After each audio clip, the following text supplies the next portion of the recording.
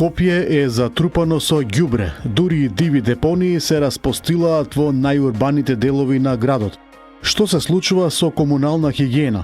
Дали јавното предпријатие работи или е затворено, а јавноста за тоа не е информирана? Дали граѓаните самите треба да си го собираат ѓубрето или да си го складираат дома? Ова се дел од прашањата кои се актуелни на социјалните мрежи од жителите на Скопје. Граѓаните редовно споделуваат фотографии на социјалните мрежи од расфрлано ѓубре, од преполни контејнери и диви депонии, бараат итна реакција од надлежните. Каде е градоначалничката Данела Арсовска, зарем таа заборави дека неа мандатот уште не е завршен, прашуваат скопјани. И градоначалниците на скопските општини реагираат, при што некои од нив сами наоѓаат решенија колку толку да го исчистат сметот. Ако оваа состојба продолжи вака, до завршувањето на изборите постои опасност цело Скопје да се претвори во една голема дива депонија.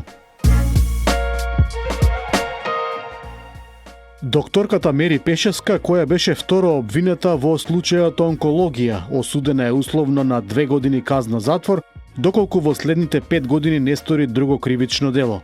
Во образложението на ваквата пресуда судот објасни дека ги земал во предвид олеснителните околности, односно дека осудената делото го сторила од небрежност, признала вина и изразила каење. Пешевска се задолжува да плати судски паушал, додека за имотно-правните побарувања на блиските на пациентите упати постапката да се води пред граѓанскиот суд. За потсетување, случајот онкологија ја вознемири македонската јавност при обзнанувањето за несовесно лекување на пациенти и финансиски злоупотреби од страна на повеќе лица вработени во клиниката. Прво обвинетите Нино Васев, поранешен директор на клиниката за онкологија, како и уште двајца лекари онколози се изјаснија за невини и нивното судење продолжи. Расипан дел на радарот во контролата за летање на Скопскиот аеродром направи хаос во следењето на авионите. Викендов контролорите не можеа да ги следат авионите на мала височина при слетување, па затоа слетувањата беа еден по еден. Според информацијата од МНАФ, контролата на авионите на поголеми височини се врши со поддршка од грчки и бугарски радари. Контролорите на летање претходно најавуваа штрајк поради застарената опрема кој беше ставен во мирување по ветувањата дека ќе се инсталира нов систем. Заклучно со петокот, со обоени регистарски таблички биле обележани околу 700 службени возила, јави од владината служба за општи и заеднички работи. Оттаму очекуваат дека до предвидениот рок до 29 септември сите возила ќе бидат означени. Од јавноста овој потек е коментиран како позитивен, оти обележувањето на службените возила со регистарски таблички во друга боја е првиот чекор кон поголема транспарентност и јавна контрола. Граѓаните полесно ќе ги препознаат службените автомобили. Сепак, за да имаат увид дали тие се користат наменски, потребен е вториот чекор, постојана контрола од надлежните. Оти само различна боја на табличките нема да биде доволна доколку нема вистинско контролирање и санкции за злоупотребите. Без тоа ефектот ќе остане символичен, а ова ќе биде само една козметичка мерка за краткотрено смирување на јавноста. Под целосна контрола е пожарот што вчера попладне избувна на отворен простор во близина на римскиот аквадукт во Скопје. Од пожарот, како што информираа до дирекцијата за заштита и спасување, била зафатена трева и грмушки и поголеми количина на расфрлано ѓубре.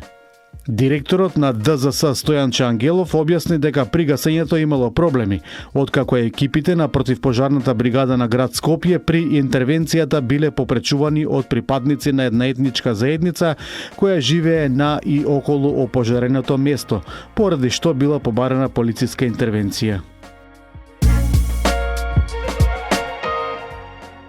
Генералка на Скопје во првите 72 часа од мандатот најави кандидатот за градоначалник на Скопје од ВМРО-ДПМН Орсе Ѓоргиевски на неговата промоција што се одржа викендов.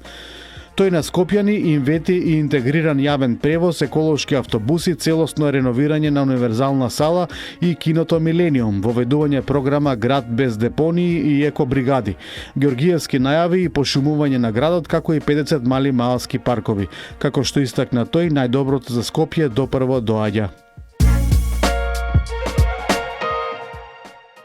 Визијата на Каја Шукова, кандидатка за градоначалник на Скопје од СДСМ, е да стане паметен, поврзан и достапен град за сите граѓани. Таа вели дека време е Скопје да го направиме град кој се развива со темпото на современиот свет, а на младите кои се срцето на дигиталното Скопје да им се отвори вратата кон нови можности. Проектот на Шукова предвидува и портал со отворени податоци и апликација за систем на јавно мислење, како и бесплатен интернет во автобусите, автобуските станици, на плоштадот и во градскиот парк. Со видео на социјалните мрежи, Амар Мециновиќ, кандидат за градоначелник на Скопје од Левица, постави прашање до граѓаните дали знаат дека дури 60% од фактурираните услуги на јавните предпријатија во Скопје никогаш не биле наплатени. Тој појасни и дека од таа несериозност на раководствата на овие предпријатија најмногу губи народот, а дека добиваат нотарите и извршителите преку кои потоа оди наплатата. Тој најави нов социјален пристап на наплата на фактурираните комунални услуги од градот.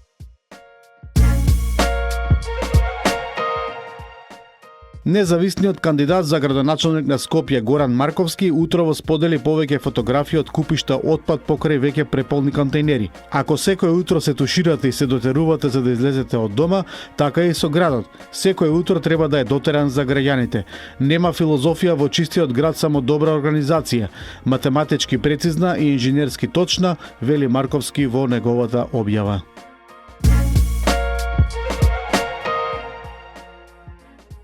На различни локации во Скопје викендов полицијата лишила од слобода 6 мина затоа што кај нив се пронајдени и одземени грудчеста материја, бела тврда материја, бела прашкаста материја и марихуана. Од СВР Скопје најавија дека по целосно документирање на случаите против уапсените ќе бидат поднесени соодветни поднесоци. Театарот за деца и младенци Скопје вечерва ќе ја изведе наградуваната куклена представа Роња, керката на ограбувачот, во куклениот театар во Мостар, во рамки на 5-тиот меѓународен фестивал на нуклена уметност. Представата е работена според истоимениот роман на Астрид Линдгрен, шведска авторка на романот Пепи долгиот чорап.